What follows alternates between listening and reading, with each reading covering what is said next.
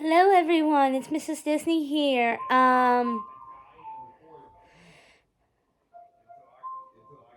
I just had a brief moment. I'm here to talk to you about a series that I've grown tremendously in love with for the last 10 years. It is written by Chris Colfer, and the series is called The Land of Stories. Bet you're wondering, how is this not Disney related? Well, if you look very closely, it is in fact fairy tale related because we got a couple of familiar characters that you may have grown to love. We've got a frog that talks. It looks like the fairy godmother. We got Goldilocks and Jack. Now, this story actually takes place in a land of stories known as, Land of Stories. And it features all of your beloved fairy tale characters that you grew up to love with. And honestly, what I love about Chris Colfer's work is that he answered the ultimate question that I have been dying to ask or know for many, many years now. What happened after the end? What happened after the happily ever after? Why did the villains turn out to be the way they were? Bet you're wondering, why did the evil stepmother in Cinderella really abuse Cinderella? What was the goal behind it? Was it because she was jealous of Cinderella? Or maybe she really was in love with her Cinderella's father, and when he passed away, his daughter reminded her of her passing husband and was heartbroken. So, out of grief, she did what she did. Who knows? And Chris Colfer actually did take that and used our knowledge of our fairy tales growing up, and not the Disney version, but more like the folk tales and the fables of it, like the fairy tales, like Grimm Brothers and Hans Christian Andersen. He used those stories to create his own story and gave us the perspective of not only the actual fairy tale heroes and princesses and princes, but also the villains, on why they did what they did. Like, why did the evil queen wanted to kill Snow White? Why did she want to remain as the fairest of them all? Why did the Enchantress curse Sleeping Beauty? What was her ultimate goal? Was it just for the fact that she was unwelcomed at a party? Who knows? And that's what's great about this story. And it also features not only us entering the fairy tale world, but it takes two modern kids from our world into their world. How? Through the magic of a book called Land of Stories, which is a book that features the true story of the fairy tales. And once it's activated by a certain person, it transports them into the actual land itself. And hence why these two characters, Alex and Connor, were able to enter. They were chosen to open this portal and take them to this land. Now, they're on a quest to actually not only find their way home, but also stop the evil queen who has escaped and wishing to find the exact same thing they are, something called the wishing spell. Honestly, I love the way Chris. It's a great. Let me just say it's a great series. It is for grades 3rd through 8th grade because it does feature some elements that may be too dark for younger kids. So and because let's face it, you are dealing with villains that are, well, villains. They aren't like all mushy gushy like the evil queen or Mother Gothel or any of the villains that you grew up with.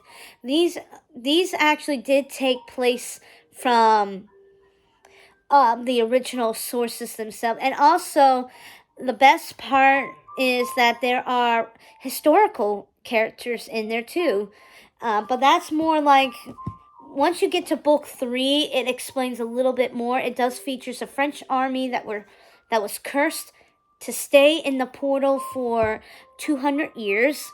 And it only takes, like, once the 200 years are up, then they entered the land of stories. But they didn't know that they were trapped for 200 years. Yeah, when you enter the land of stories, all 6 books, you are not only entering a land filled with magic, but you're also filled with lands of curses.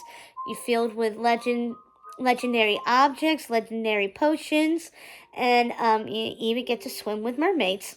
And actually find out what happened to the real Little Mermaid.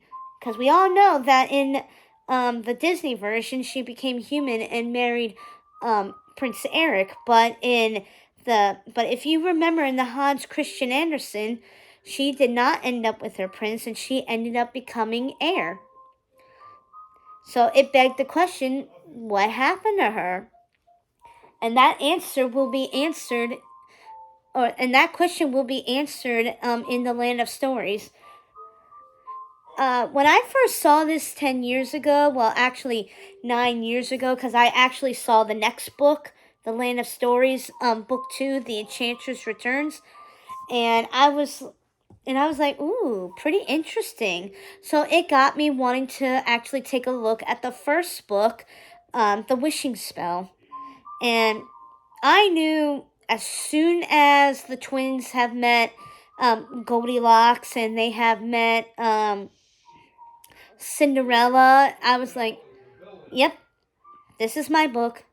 This is a book that I really want to read, and quite frankly, I do want to introduce this book to any readers out there, not just some fairy tale lovers out there, but also anybody that likes a good adventure, because it's not, yeah, it is fairy tales, and yes, there are some romance elements in there, but it also has adventure.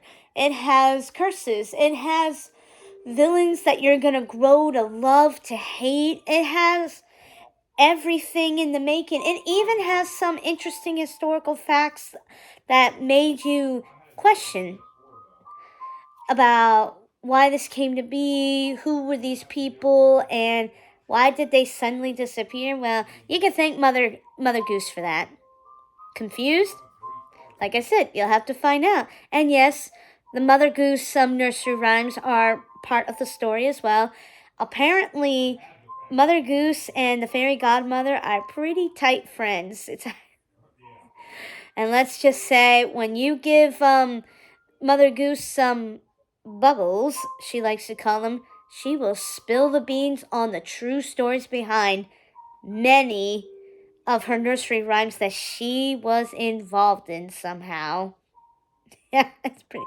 And of course, also what happened in the modern times, such as apparently she has met Amelia Earhart, and she caused her accident, or at least her disappearance. Yeah, she didn't really go into too much details. Oh, and apparently she made Atlantis sink. Interesting, huh? But yeah, so Land of Stories is not just about romance. Quite frankly, if you love adventure and you love sword fighting, swashbuckling, some wolves coming to eat people up, I think this is the type of story that you will love to be. Not to mention, it also takes you back to a time of getting to know certain places or certain things.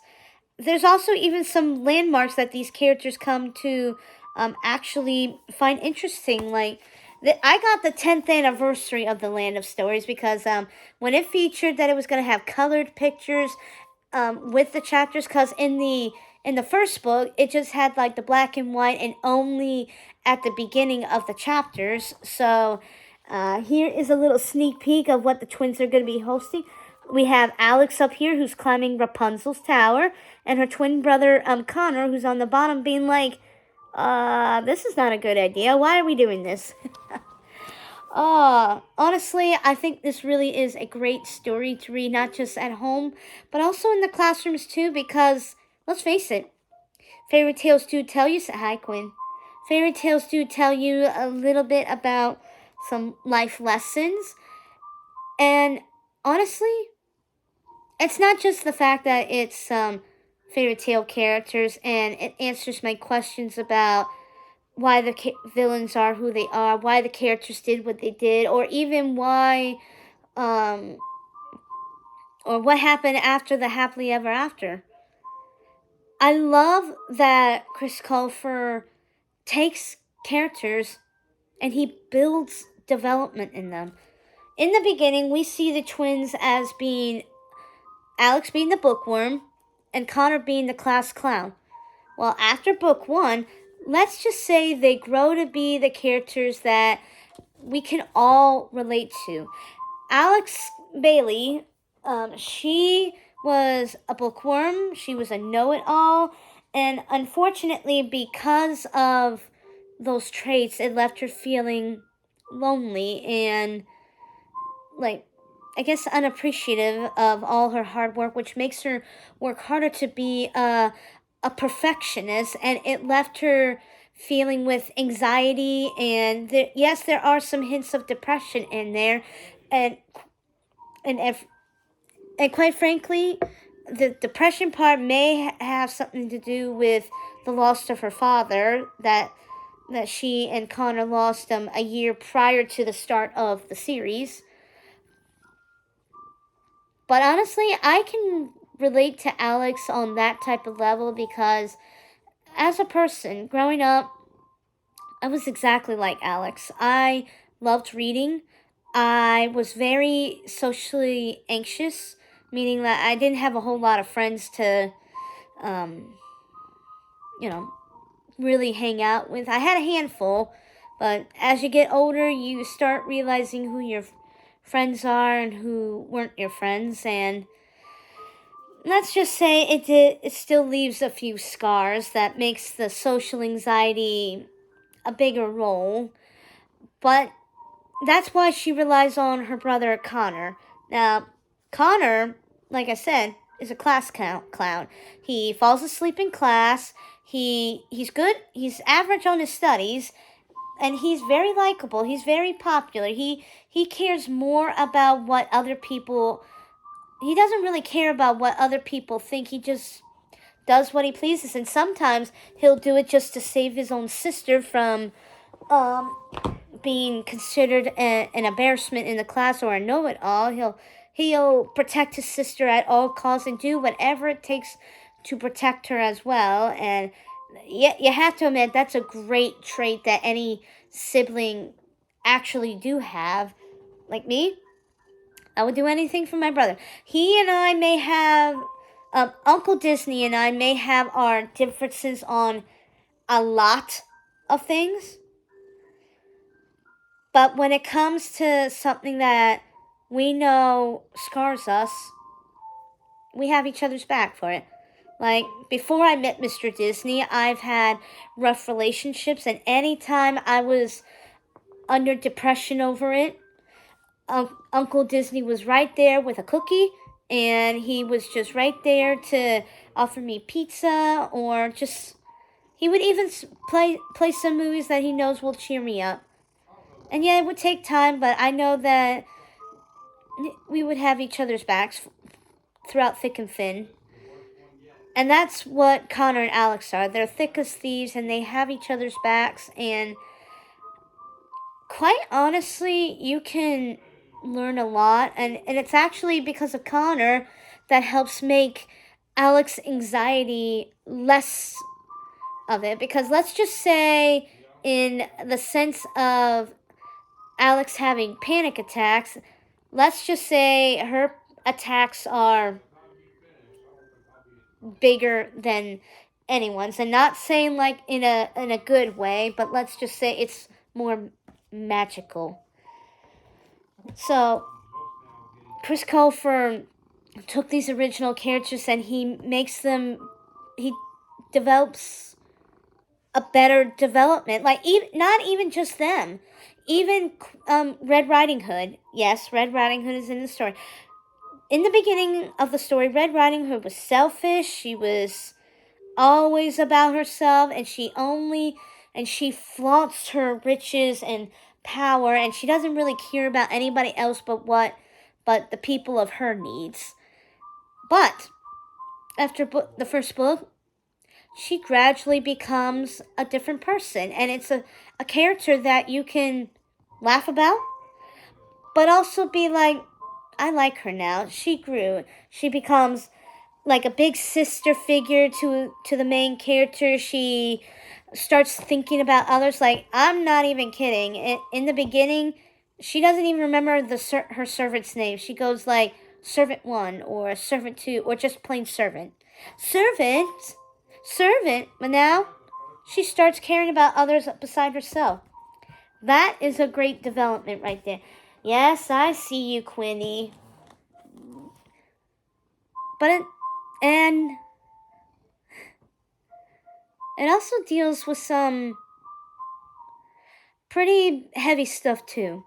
Remember how I told you that Alex and Connor lost their father a year prior to the start of the series?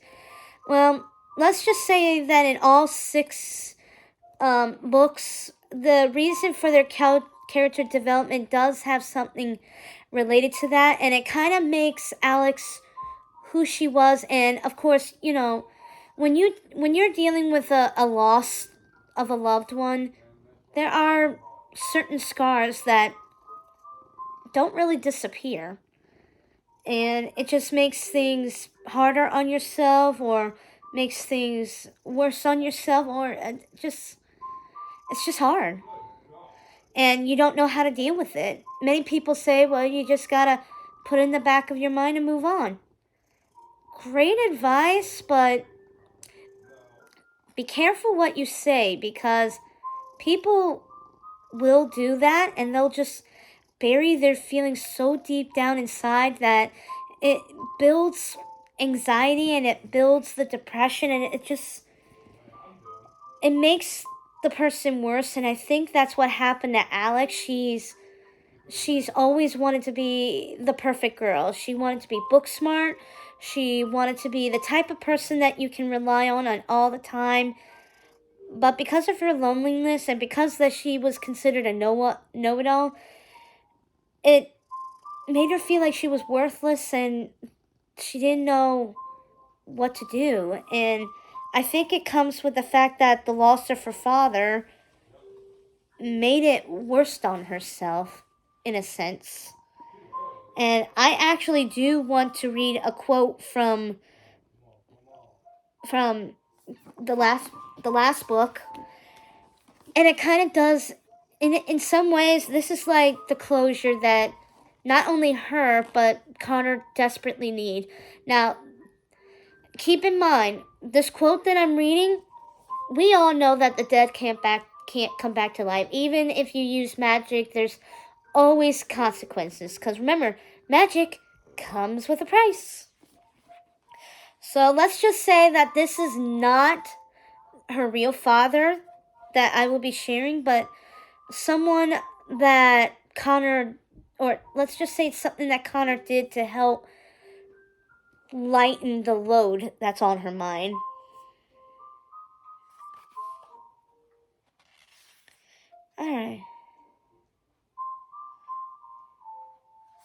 Alright, so let's see.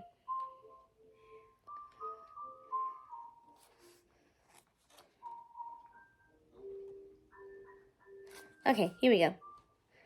Well, the good news is it's never too late to rewrite your own story. If you feel like something is wrong, there's always a chance to make things right, no matter who's to blame. But you should never feel responsible for other people's choices. That's too big a burden for anyone to carry. I know. I just always want to be doing my best. I hate looking back and feeling like I could have done better. But sweetheart, that's how we grow. What makes you think you have to be so perfect? I suppose it goes back to the stories you used to read us. You raised us to believe that if someone is kind, generous and responsible, they'll have a happily ever after. So ever since I was a kid, I tried my hardest to be one of those people. I thought being perfect was the only way I could guarantee a happy ending. But now that I'm older, I realize life isn't a fairy tale, and no matter how much work you put into it, happily ever after doesn't exist. Sweetheart, happily ever after does exist. It's just not what you think. Happily ever after isn't a solution to life's problems or a guarantee that life will be easy. It's a promise we make ourselves to always live our best lives, despite whatever circumstance comes our way.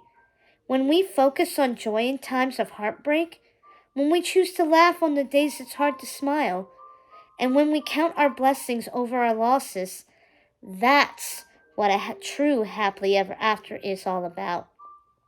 You don't get there by being perfect. On the contrary, it's our humanity that guides us. And that's what fairy tales have been trying to teach us all along. But what about death? How do you keep living a happily ever after when you lose someone you love? Now you're troubled over something you can't control. The only power we have over death is how we choose to define it. Personally, when someone dies, I don't believe they cease to exist. The people we love the most will always be alive, thanks to the stories we tell and the memories we share. As long as we keep our loved ones in our hearts, their pulse will continue to beat through our own. I don't know about you, but I think that was some pretty powerful stuff right there. And it's true. When you're dealing with the loss of someone, and believe me when I say this, whether that person has passed on or was taken from you or anything, they're not gone. They're still there through stories, through memories, even through pictures. You know what they say? Pictures are worth 1,000 words. And it was because of that little statement that both our characters had, in their own way, a closure to losing their dad. And I think that's what started all their journey, is the fact that they lost their father, and it takes losing a parent or a loved one to grow, even learn that you can grow. And her father's right. We don't need to be perfect. Lord knows I try to be. Like I said, I can relate to Alex a lot better than a lot of people care to admit. I'm not a perfectionist. I try to be, but who is perfect? And I truly want to believe that, but, our minds tend to play tricks on us. And like I told you guys, ever since the birth of Prince Disney, I have been going through some changes in my mind, and I think becoming a mom has really made me realize that there's no such thing as perfection. There's no such thing as a perfect person. Even Mr. Disney and I make mistakes from time to time, and we always lean on each other when we need it the most, even when it seems like we don't want that help, which we end up needing. And it was through Prince Disney that we realized that. And I think that's why I love this series so much, is because it takes on these challenges, it takes on these dark these types of themes as well, and we can in fact learn it from it. And Chris Colfer actually went through something similar himself, and I think that's why he put some of his own experiences in the stories. At least that's my interpretation anyway. I could be wrong. Every reader is different. But once again, fairy tales do teach you something, and I do consider the Land of Stories fairy tale like. But yeah, like I said, it was more than just the fairy tales that actually drawn me into the series. It was the characters, like seeing the characters learn and grow together just really makes it the best series of them all, no matter how old you are. So that's why I highly recommend that if you're a teacher in a classroom, or if you're a parent trying to get your kids to start reading and they are huge Disney fans like me, or even fairy tale fans, or even if they just love adventure, start with this series. We have 6 books total. We have The Wishing Spell, but like I said, this is the 10th anniversary illustration cover of it. The original one is in my classroom. Hint, hint. We also have Book 2, The Enchantress Returns. Dun, dun, dun. We have Book 3, A Grimm Warning. Features the Grimm brothers. Ha ha. And here's Mother Goose, in case you're wondering. We have Beyond the Kingdoms, where we have the Queen of Hearts, Merlin. Who do we have here? Captain Hook and Robin Hood. So in book 4, you will be traveling around some original stories. We have an author's Odyssey. Who are these characters? Well, you got to read to find out. Let's just say Connor grows more than just his personality, but he develops a skill that he didn't know he had. And then lastly, the conclusion. Worlds collide, where the fairy tale characters come to our world. Bum, bum, bum. And of course, if you're an Ultimate fan like me, you also have the prequel series called A Tale of Magic, A Tale of Witchcraft, and A Tale of Sorcery, which features the fairy godmother and Mother Goose in their teenage years. I know, that's centuries later. Or earlier.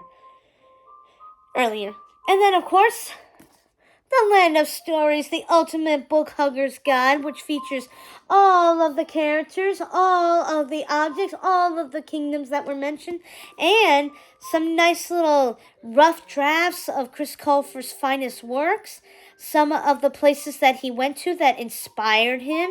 In fact, I think it's around here somewhere. He actually, here we are. We got Chris Colfer visiting the Grimm brothers themselves. It's pretty awesome. And let's see.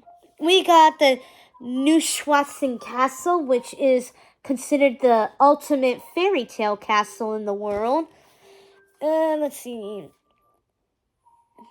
Yeah, So, if you are curious about the Land of Stories after watching this video, please hit the like button and go to your local library and check out The Land of Stories, The Wishing Spell, to learn for yourselves how this awesome book become the best series in my opinion. Till next time, have a magical day and see you real soon. And please remember, Disney is entering their 100th anniversary. That's right. 2023 will mark, I should say October 17th, 2023 will be the 100th anniversary of the Walt Disney Company that started with Walt Disney himself and his brother Roy Disney. So, if you actually know the Disney people, or at least the Disney family, say thank you to them. It's because of them that this became possible, and that, I'm here, a local Disney nerd. So have a real magical day and see you real soon.